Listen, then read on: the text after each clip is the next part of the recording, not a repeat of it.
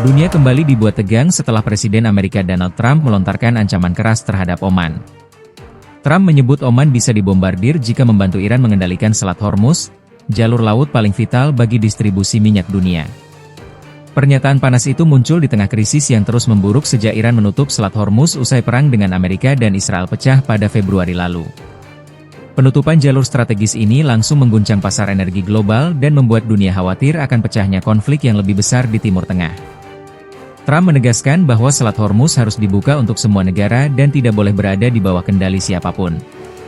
Namun di sisi lain, Iran justru mendorong Oman untuk bersama-sama mengelola jalur tersebut. Situasi ini membuat hubungan kawasan semakin memanas, apalagi upaya perdamaian antara Washington dan Teheran masih menemui jalan buntu. Trump bahkan menuding Iran sengaja mengulur waktu negosiasi hingga pemilu sela Amerika pada November mendatang. Jika ketegangan ini terus meningkat, bukan hanya Timur Tengah yang terdampak, tetapi juga ekonomi dan harga energi dunia. Iran is negotiating with Oman to set up a formalization of charging tolls in the Strait of Hormuz. Is that acceptable to you? Well, we're looking at it. We hear about it. They've negotiated. They've had a relationship with them before, and we'll see. We have total control of the Strait of Hormuz, as you know, with our blockade. The blockade's been 100% effective. Nobody's been able to get through. It's like a steel wall. It's our Navy. We have the greatest military anywhere in the world. We wiped out their Navy. We wiped out their air. I think they're down to about, I would say we knocked out 85% of their missile capacity. It's very hard for them now to build missiles, to build drones. We have great drone technology, anti-drone technology now that frankly we didn't have even 2 months ago. We have unbelievable drone technology, both for making them and also for knocking them down. But look, we're going to either make sure they don't have a nuclear weapon or we're going to have to do something very drastic. And the people of the country, I believe when it's put to the people of our country, they will all agree that we cannot let Iran have a nuclear How weapon. do you want things to end up? Let me just one follow up on that. How do you want things to end up with the Strait of Hormuz, though? Would you like them to have We control want it of that? open. We want it free. We don't want tolls. It's international. It's an international waterway. They're not charging tolls. Right now, they are losing $500 million a day is what it's projected. I don't know, it sounds like a lot of money, but whether it's 500 or 200 or 300, they're losing a lot of money. There hasn't been a ship that's been able to get through without our approval. And the Navy has done an amazing job. And no ship is going to Iran, as you know. No ship is going to, or out of Iran without our approval. Pemirsa, juru bicara Kementerian Luar Negeri Iran, Ismail Baghai, menyatakan bahwa Teheran berada dalam tahap akhir persiapan nota kesepahaman yang menetapkan posisinya untuk proses perdamaian dengan Amerika Serikat. Baghai mencatat bahwa perundingan sedang berlangsung dengan Pakistan yang bertindak sebagai mediator resmi dengan bantuan pihak-pihak regional termasuk Qatar. ما بر این بوده که ابتدا ما یک یادداشت تفاهمی یا تفاهمنامه‌ای رو تدوین بکنیم، حالت یک تفاهم چارچوب مشتمل بر 14 بند و در این یادداشت تفاهم مهمترین موضوعاتی که لازمه خاتمه جنگ تحمیلی است و مواردی که برای ما اهمیت اساسی داره توش گنجونده بشه. ظرف یک مدت زمان معقولی 30 تا 60 روزه در مورد جزئیات موضوعات گفتگو بشه و نهایتاً به یک توافق نهایی دست پیدا بکنیم. ما در مرحله نهایی سازی این یاد.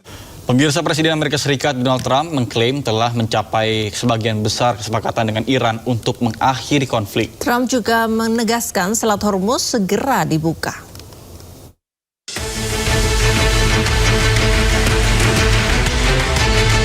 Presiden Amerika Serikat Donald Trump mengatakan kesepakatan dengan Iran sebagian besar sudah dinegosiasikan termasuk berkaitan dengan pembukaan kembali Selat Hormuz.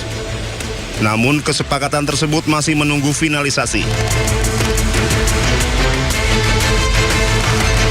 Nota kesepahaman versi terbaru yang hampir diselesaikan Trump akan mengakhiri konflik dengan Iran sambil secara bertahap membuka kembali Selat Hormuz dan mengakhiri blokade Amerika Serikat terhadap pelabuhan Iran. Di antara kesepakatan tersebut mencairkan beberapa aset Iran di bank-bank negara lain yang dibekukan. Trump mengatakan detail akhir sedang diselesaikan. Selain itu, masih mungkin ada beberapa poin dari nota kesepahaman yang berubah. Trump sebelumnya berdialog dengan para pemimpin negara Teluk serta Turki, Mesir, Yordania, dan Pakistan membahas negosiasi seputar Iran dan nota kesepahaman versi terbaru terkait dengan perdamaian. Sementara itu, para pemimpin di kawasan Teluk mendesak Trump untuk menerima kerangka kerja yang diusulkan Iran.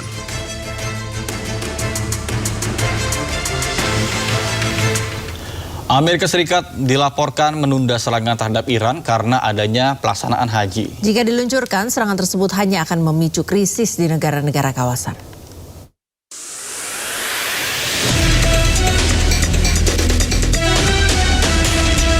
Memasuki 12 pekan, konflik di Timur Tengah masih terus berlanjut dan belum kunjung mencapai kesepakatan damai. Media Roya News English melaporkan bahwa Kepala Negosiator Iran Muhammad Ghalibaf mengatakan meskipun di bawah tekanan ekonomi dan politik, Amerika Serikat berupaya memulai kembali perang dan berharap Iran menyerah.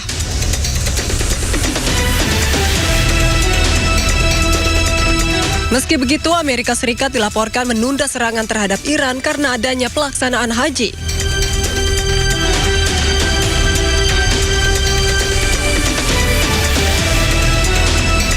Dilansir dari media Middle East Eye, serangan yang sebelumnya direncanakan diluncurkan pada hari Selasa ditunda atas permintaan negara-negara Teluk.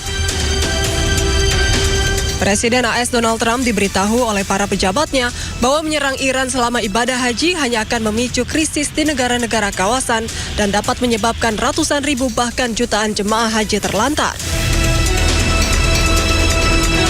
Tindakan tersebut juga akan semakin merusak reputasi AS di negara-negara Muslim.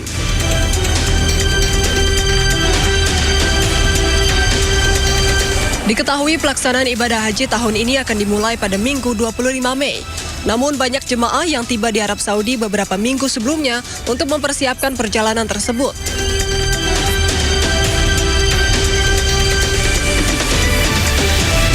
Hingga kini, belum diketahui apakah serangan akan berlanjut dalam beberapa pekan mendatang setelah musim haji berakhir.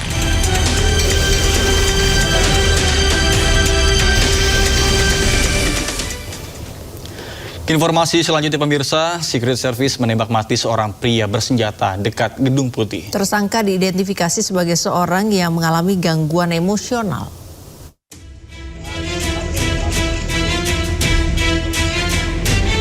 Petugas Secret Service Amerika Serikat menembak mati seorang pria bersenjata di dekat Gedung Putih, Washington DC, Amerika Serikat Sabtu waktu setempat. Pelaku awalnya mendekati pos keamanan di Gate 17 dan melepaskan 3 tembakan sebelum akhir dilumpuhkan petugas. Juru bicara Secret Service mengatakan terduga pelaku kemudian dilarikan ke rumah sakit setelah terkena tembakan namun kemudian dinyatakan meninggal dunia.